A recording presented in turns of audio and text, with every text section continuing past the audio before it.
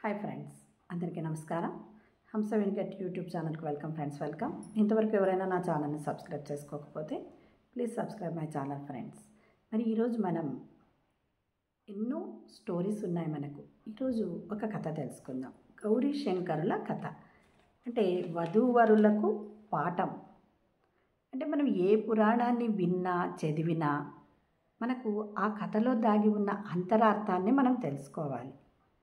దాన్ని మనం ఏం చేయాలి? మన జీవితానికి అప్లై చేయాలి. వాటిలో ఒకటి ఈ గౌరీ శంకర్ల కథ. మరి తపస్సు చేస్తూ ఉన్న గౌరీదేవి దగ్గరకు శంకరుడు మాయా బ్రహ్మచారి రూపంలో వస్తాడనమాట. గౌరీ పక్కనే ఉన్న చెలికత్తె అతన్ని చూసి, ఎవరు, దేనికోసం వచ్చావు అని అడుగుతుంది అతన్ని. ఏం లేదు, ఈమె ఇంత కఠోరమైన తపస్సు చేస్తోంది ఎందుకు అంటే శంకరుణ్ణి పతిగా పొందాలని అని ఆమె అంటుందన్నమాట. అతను చాలా పడి నవ్వి, ఇదేం పిచ్చితనం, తల్లిదండ్రులు ఎవరో ఆ శంకరుడికే తెలియదు. ఏదైనా పొరపచ్చం వస్తే అటువైపు నుంచి ఆమెకు దిక్కెవరు? పోనీ ఉండేందుకు ఇల్లుందా అంటే అది లేదు. శ్మశానం ఆయన నివాసం, అంతే కదా ఫ్రెండ్స్.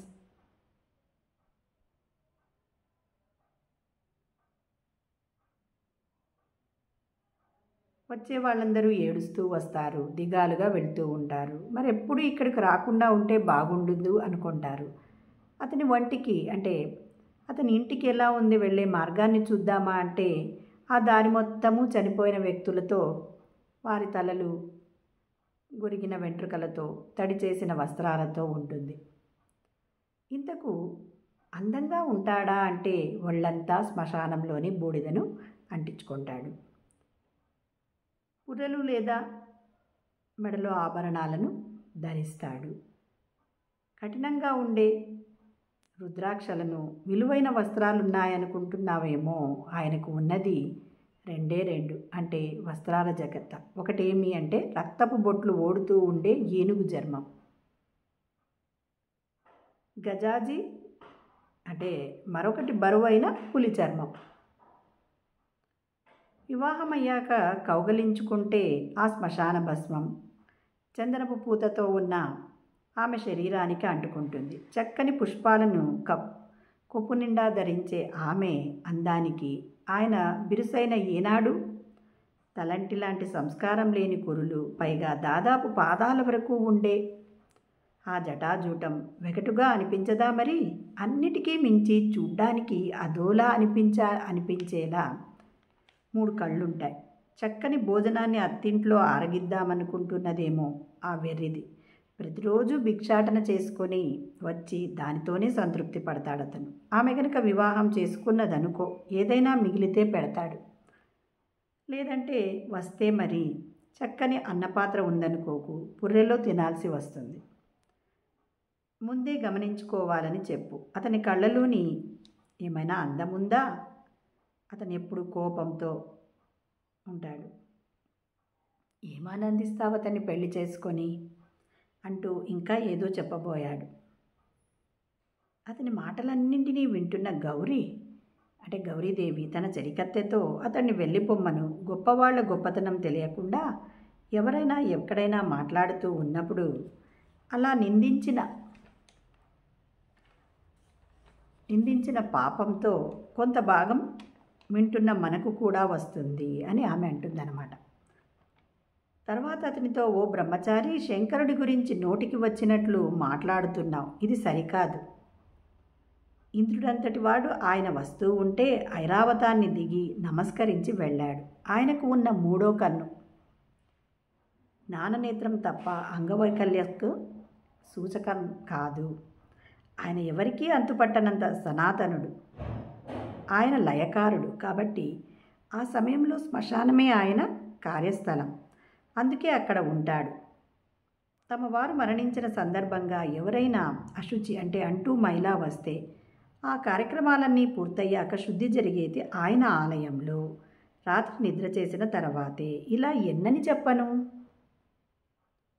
వ్యతిరేకించాలనే దృక్పథంతో ఉన్నవాడికి ఎన్ని చెప్పినా ఒక్కటే అంటూ అతన్ని పొమ్మను అని గౌరి గదిరిస్తూ తన చెలికత్తెతో చెప్పింది. ఎప్పుడైనా తన సమక్షంలోనే తన గొప్పదనాన్ని గురించి శైలజ వివరించిందో వెంటనే శంకరుడు తన నిజరూపాన్ని చూపించాడనమాట. ఆమె చేతిని పట్టుకున్నాడు. చేపట్టడం అంటే వివాహ అంగీకార సూచకం కదా. అంతేకాదు, తవాస్మి దాసః, నీకు శాశ్వతంగా దాసుణ్ణి అని కూడా అన్నాడు పరమేశ్వరుడు.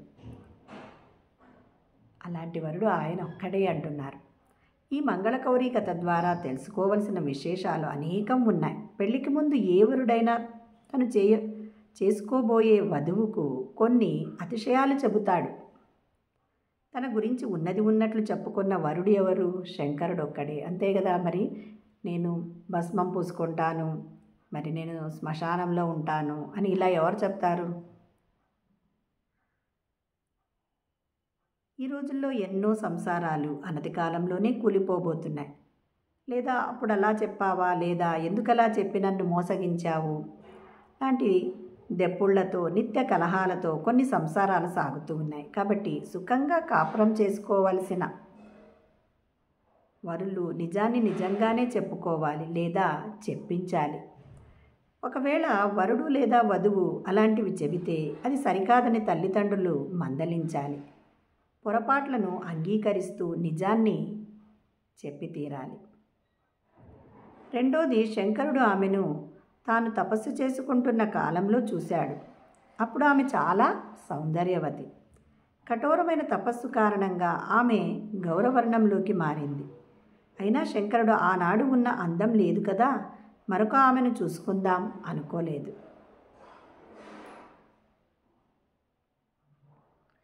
ఆమె శరీరం రంగు మారినంత మాత్రాన తన అభిప్రాయాన్ని మార్చుకోలేదు. నేటి కాలపు వరులు దీన్ని నేర్చుకోవాలి. శరీరఛాయ అనేది శాశ్వతం కాదు. అంతే కదా ఫ్రెండ్స్. ఏ గాయంతోనో మనోవేదనతోనో రూపంలో మార్పు రావచ్చు. అందమే శాశ్వతం అనుకుంటూ అదే ప్రాతిపదికన మీద వివాహ నిర్ణయం సరికాదు. అలాగే ఆదాయానికి మాత్రమే ప్రాధాన్యత ఇవ్వకూడదు. ఉద్యోగులు ఏ క్షణంలో ఉద్యోగం పోతుందో తెలియదు. నేటి కాలంలో ఈ పరిస్థితి ఇంకా తీవ్రంగా ఉంది. మంచి ఆస్తి ఉన్న పెద్ద దూదిగుట్టను దగ్ధం చేయడానికి చిన్న నిప్పురవ చాలన్నట్లు ఒక్క వ్యసనం లేదా వెనుకటి రుణం ఉంటే చాలు, ఐశ్వర్యమంతా హుడుక్కే కదా.